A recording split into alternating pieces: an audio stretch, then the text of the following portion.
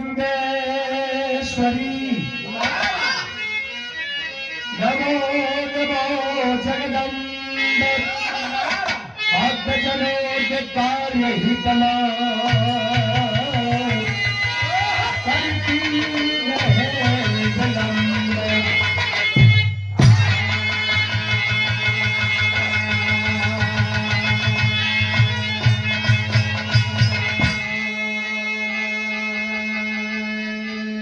दैत संहारन वेद विचारन दुष्टन को नहीं खलती हो खड्ग त्रिशूल लिए धनुबाण और सिंह शरीर में लड़ती हो बाण हेरान किसी ने हेरान ध्यान धरे प्रभु को जपती हो वही पुकारत तेर भई जगदम्ब विलंब कहा कर रही हो।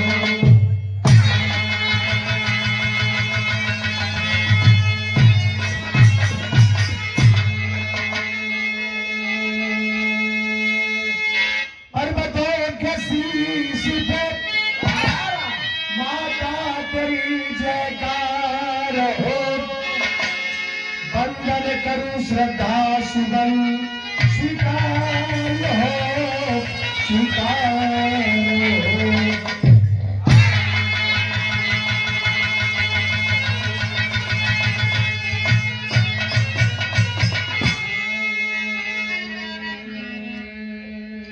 ए भैया कार्यक्रम की शुरुआत एक माता रानी के वंदना से हो। मास्टर साहब तर्ज बताने की जरूरत ना हो, तर्ज लोग समझिए। कार्यक्रम की शुरुआत के पहले वंदना गाने के पहले धुन तर्ज थोड़ा अच्छा नहीं लगा रात भर धुन तर्ज तक वही के बाद दास का कहना है फरियाद है माँ से। क्या कहना है मास्टर? लय बना दो बाबू।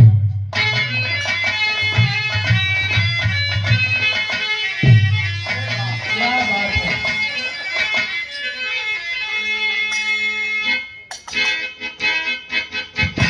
बहुत अच्छे मगर क्या बात है।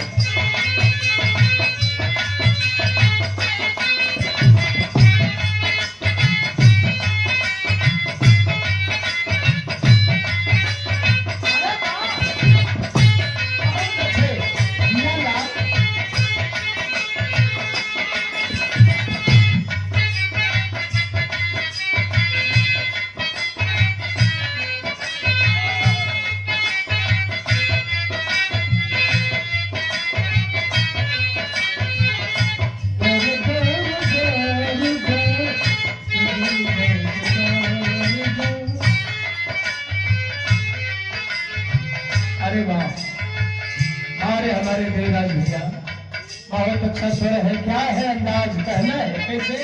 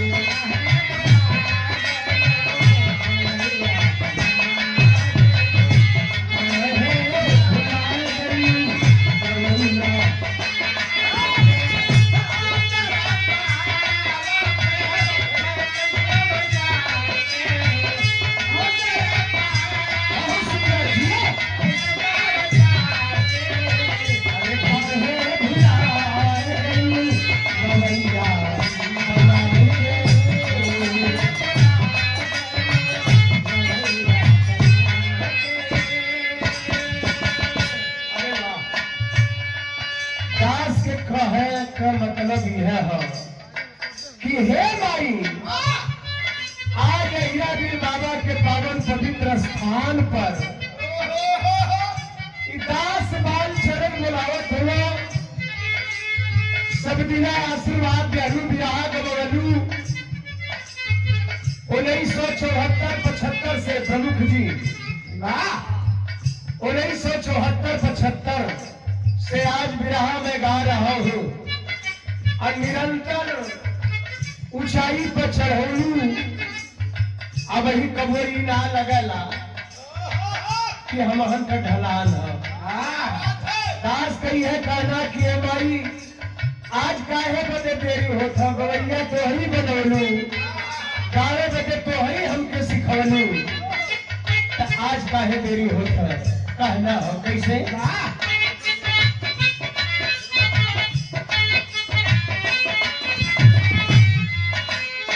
अरे कोई नहीं जानत न कोई नहीं जानत न देन हो त्योहार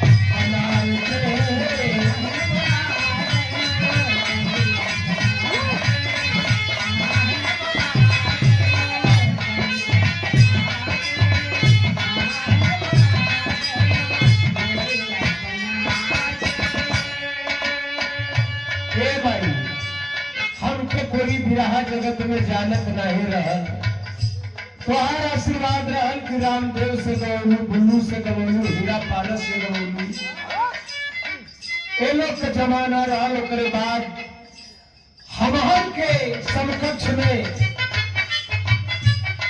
तमाम कलाकार परशुराम यादव आज नहीं है ओम प्रकाश यादव विजय लाल यादव गुंजन यादव विश्वनाथ यादव दीपक सिंह ये हवन का श्रेणी की श्रेणी रहा तो हर आशीर्वाद रहा तू गवलू में माई तो आज काहे बदे देरी करत हो आजो आवा गलावा और नहीं हेतना भैया बैठल हुआ गट्टा ढेर के नीचे बैठा दी है हमार कुछ न बिगड़ी दुनिया का लोग तुम्हारे नाम पर थूकी है माई कैसे नहीं करेगी चाहत रहा आज मैं देख रहा हूँ कई वर्षों के बाद आज भेंट मुलाकात हुई है आदरणीय संजय प्रमुख जी के सामने यहाँ बैठे हैं विराह सुनने के लिए आए हैं मुख्य अतिथि के रूप में मुझे याद है कि आखिरी प्रोग्राम प्रमुख जी ओम प्रकाश जी बक्सर वाले से था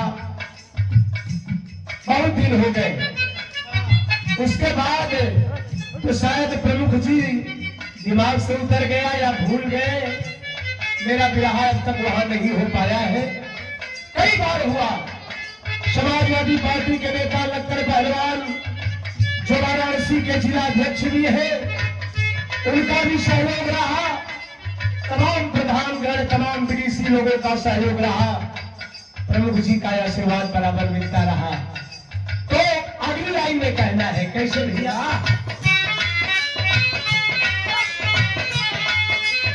अरे बैजू कान से लगे तुम पे पहुंचवालो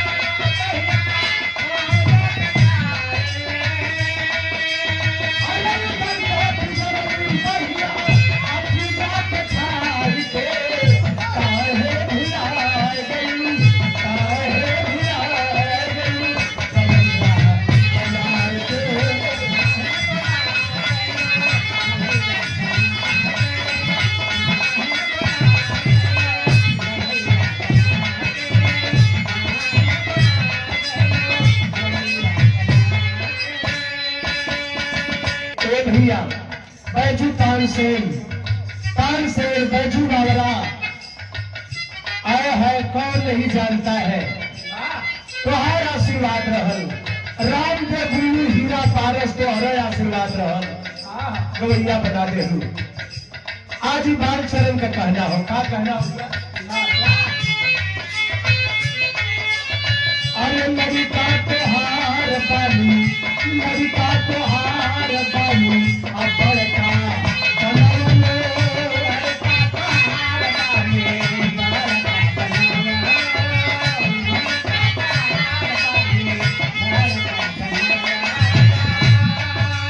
अरे रहला सहूर माई गाल के सिखवलो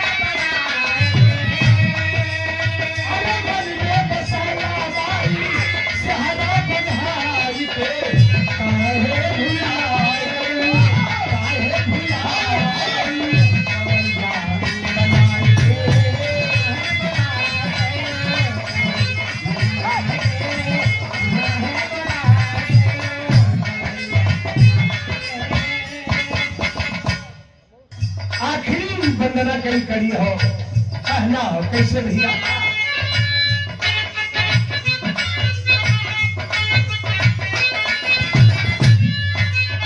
अरे कहिना बिहारी गुरु, अरे कहिना बिहारी गुरु गाने सलाम गाना हो।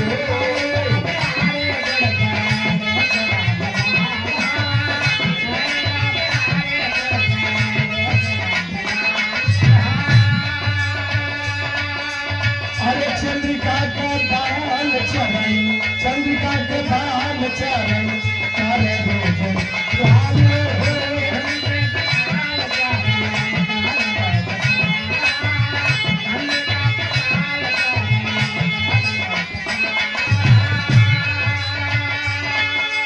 अरे कभी नरेश जो है जेके,